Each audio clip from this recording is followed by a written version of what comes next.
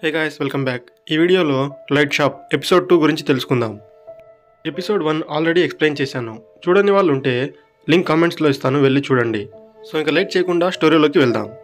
Episode స్టార్టింగ్లో మనకి యూన్ అనే అమ్మాయిని చూపిస్తారు. తను సైలెంట్గా ఉండే ఏరియాలో ఇల్లు కావాలని వెతుకుతూ ఉంటుంది. తనకి అపార్ట్మెంట్లో ఇల్లు వద్దని ఇండిపెండెంట్గా సైలెంట్గా ఉండే ఇల్లే కావాలని చెప్తుంది. బ్రోకర్ ఆమెను ఒక ఇంటి దగ్గరికి తీసుకొని వస్తాడు. ఆ ఇంటి సరౌండింగ్స్లో అంతా సైలెంట్గా ఉంటుందని ఇక్కడ బ్రోకర్ ఆమెకు చెప్తాడు. యూన్ ఇల్లు చూస్తున్నప్పుడు అక్కడ ఒక రూమ్ క్లోజ్గా కనిపిస్తుంది. బ్రోకర్ ఆ రూమ్ని ఓపెన్ చేయొద్దని, అందులో ఇంకా కన్స్ట్రక్షన్ కాలేదని చెప్తాడు. అందువల్లే ఈ ఇంటికి రెంట్ చాలా తక్కువ అని చెప్తాడు. ఇక్కడ యూన్ చాలాసేపు ఆలోచించి ఈ ఇంటికి ఓకే చెప్తుంది. ఆ రోజు మొత్తం యూన్ ఇల్లంతా క్లీన్ చేసి తనకు కావాల్సిండే వస్తువుల్ని అరేంజ్ చేసుకుంటుంది. అప్పుడే మిర్రర్ తగిలించేకి ఒక నెయిల్ కొడుతున్నప్పుడు తన చేతికి గాయం అవుతుంది. ఎలాగో అలా ఆ మిర్రర్ని ఫిక్స్ చేసిన తర్వాత తన చూపు ఆ క్లోజ్గా ఉండే రూమ్ పైన పడుతుంది. ఆ డోర్ కనపడకూడదని ఇక్కడ యూన్ ఒక కర్టన్ తీసుకొని ఆ డోర్ని క్లోజ్ చేస్తుంది. ఇంకోవైపు మనకి జియుంగ్ అనే ఒక స్టూడెంట్ని చూపిస్తారు. తన ఇంటికి వెళ్ళాలంటే ఆ చీకటిగా ఉండే వీధి దాటుకొని వెళ్ళాలి. సో ఇక్కడ జియుంగ్ భయపడుతూ ఆ వీధిలో నుంచి వెళ్తూ ఉంటాడు. తను భయం పోవడానికి ఒక పాట పాడుతూ వెళ్తూ ఉంటాడు. అప్పుడే వెనుక నుంచి తనని ఎవరో ఫాలో చేస్తున్నట్లు అనిపిస్తుంది. తను ఇంకా భయపడిపోయి గట్టిగా పాడుకుంటూ అక్కడి నుంచి పరిగెత్తుతాడు.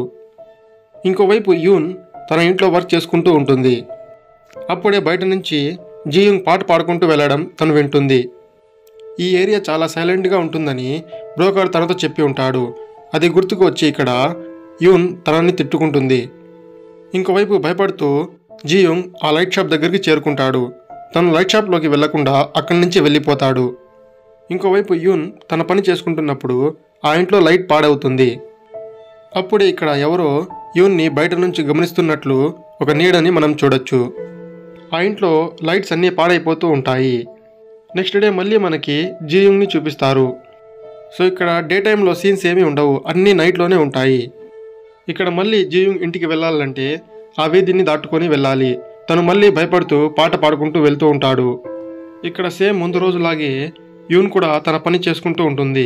ఇక్కడ తన ఇంట్లో మళ్ళీ లైట్ వెళ్ళిపోతుంది. తను వెళ్ళి ఎంసీబీస్ అన్నీ చెక్ చేస్తుంది. అన్నీ బాగానే ఉంటాయి. ఓల్డ్ హౌస్ కాబట్టి లైట్స్ అన్నీ వెళ్ళిపోతున్నాయని తను అనుకుంటుంది. ఇక్కడ మళ్ళీ మనం ఎవరో యూన్ని గమనిస్తున్నట్లు డోర్ బయట నీడని చూడొచ్చు. ఇక్కడ సీన్ షిఫ్ట్ అయి మనకు హాస్పిటల్ని చూపిస్తారు. అందులో ఒక పేషెంట్ క్రిటికల్ కండిషన్లో ఉంటాడు. ఇక్కడ డాక్టర్స్ కూడా మనం చేయాల్సిందంతా చేశామని, తను లేవాలో లేదో ఆ పేషెంట్ విల్ పవర్ పైన డిపెండ్ అయి ఉందని చెప్తారు. అప్పుడే పక్కనుండే ఒక పేషెంట్ తనలో తాను మాట్లాడుకుంటూ ఉంటాడు. అది చూసి హెడ్ నర్స్ తను ఒక ఆల్కహాలిక్ అని, అందుకే అలా బిహేవ్ చేస్తున్నాడని చెప్తుంది. అది విని డాక్టర్ అతని వల్ల ఐసీయూలో వేరే పేషెంట్స్ డిస్టర్బ్ అవ్వకూడదని అతన్ని జనరల్ వార్డ్కి మార్చమని చెప్తాడు. తర్వాత ఆ క్రిటికల్గా ఉండే పేషెంట్ ఫ్యామిలీ దగ్గరికి వెళ్ళి ఆ పేషెంట్ కండిషన్ని వాళ్ళు ఎక్స్ప్లెయిన్ చేస్తారు. అది విని ఆ పేషెంట్ వాళ్ళ అమ్మ చాలా బాధపడుతుంది. ఇక్కడ మనకి ఇంకో విషయం తెలుస్తుంది. బ్రిడ్జ్ పైన ఒక యాక్సిడెంట్ జరిగిందని, అందుకే ఐసీయూలో చాలామంది పేషెంట్స్ ఉన్నట్లు తెలుస్తుంది. అందులో కొంతమంది చనిపోయి ఉంటారు, ఇంకొంతమందికి సీరియస్గా ఉంటుంది. అందరూ ఫ్యామిలీ మెంబర్స్ అక్కడే ఉంటారు.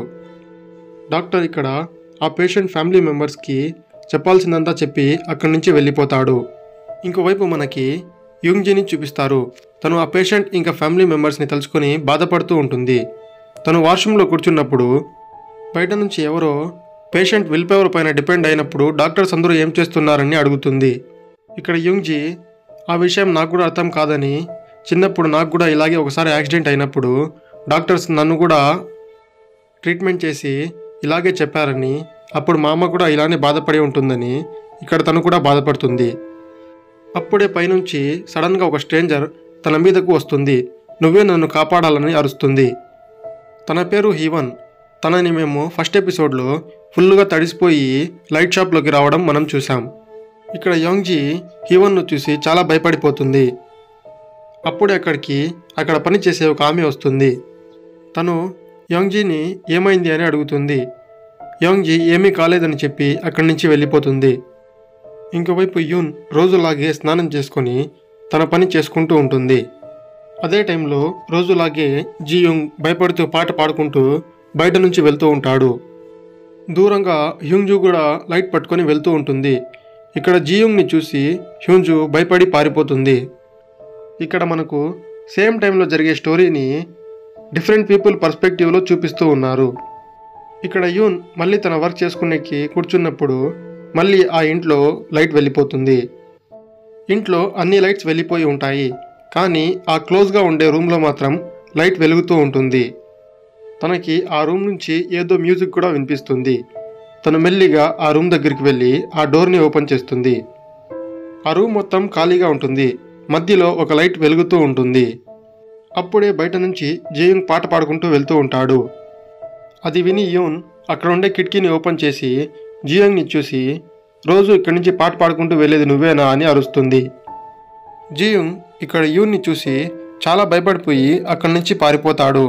ఇంకోవైపు క్లాస్లో హ్యూంజు ఫ్రెండ్ ఒక అమ్మాయి పనుకొని ఉంటుంది. తనని ఎవరూ లేపకుండా అక్కడి నుంచి వెళ్ళిపోతారు. హ్యూంజు ఆ అమ్మాయిని లేపి క్లాస్ అయిపోయింది, ఇంటికి వెళ్ళమని చెప్తుంది. కానీ ఆ అమ్మాయి మెల్లిగా కళ్ళు ఓపెన్ చేసి ఇంకో 10 నిమిషాలు పనుకుంటా అని చెప్తుంది. సో తన ఫ్రెండ్ని వదిలేసి హ్యూంజు కూడా అక్కడి నుంచి వెళ్ళిపోతుంది. సో ఇక్కడ హ్యూంజు మళ్ళీ వాళ్ళమ్మ చెప్పిందని లైట్ కొనడానికి ఆ వీధిలోకి వెళ్తుంది. తను కూడా మెల్లిగా భయపడుతూ ఆ వీధిలో నడుచుకొని వెళ్తూ ఉంటుంది. అప్పుడే తనకి అక్కడ మనం హాస్పిటల్లో చూసిన హీవోన్ కనిపిస్తుంది. వర్షం ఫుల్గా పడుతుందని హ్యూంజు హీవోన్కి గొడుగు పడుతుంది. ఇద్దరు కలిసి నడుచుకుంటూ వెళ్తూ ఉంటారు. సో ఇక్కడ ఇద్దరు వెళ్తున్నప్పుడు హ్యూంజు మెల్లిగా హీవోన్ వైపు చూస్తుంది. సో ఇక్కడ హీవోన్ మెల్లిగా సైజ్ పెరుగుతూ కనిపిస్తుంది. కాసేపట్లో తను చాలా పెద్దగా మారిపోతుంది. అది చూసి హ్యూంజు చాలా భయపడిపోతుంది. కానీ ఆ లైట్ షాప్ ఓనర్ చెప్పిన మాటలు తనకి గుర్తుకు వస్తాయి. స్ట్రేంజర్ని చూసినప్పుడు భయపడిపోకుండా ఏమీ జరగనట్లు అక్కడి నుంచి వెళ్ళిపోమని చెప్పి ఉంటాడు. సో ఇక్కడ హ్యూంజు కూడా మా అమ్మ నా కోసం వెయిట్ చేస్తూ ఉంటుందని భయపడుతూ ఆమెతో చెప్పి అక్కడి నుంచి వెళ్ళిపోయేకి ట్రై చేస్తుంది. కానీ హీవోన్ హ్యూంజుని తరుముకుంటూ వస్తుంది.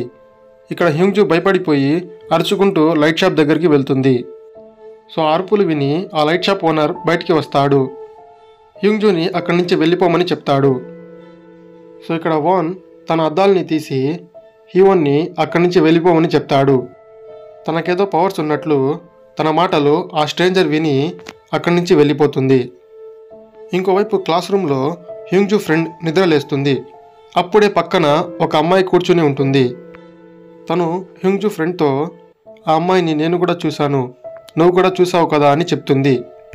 అప్పుడే ఇక్కడ మనకు ఇంకో విషయం తెలుస్తుంది. హ్యూంజు కూడా ఇక్కడ ఒక స్ట్రేంజర్ అయ్యి ఉండొచ్చు.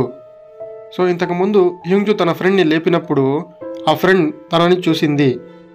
క్లాస్లో టీచర్ అందరితో ఇంటరాక్ట్ అవుతూ ఉంటుంది. హ్యూంజుని మాత్రం ఎవ్వరూ మాట్లాడరు. మేబీ నెక్స్ట్ ఎపిసోడ్లో దీని గురించి తెలియచ్చు. ఇంకోవైపు జియోంగ్ తన ఇంటికి వెళ్తూ ఉంటాడు.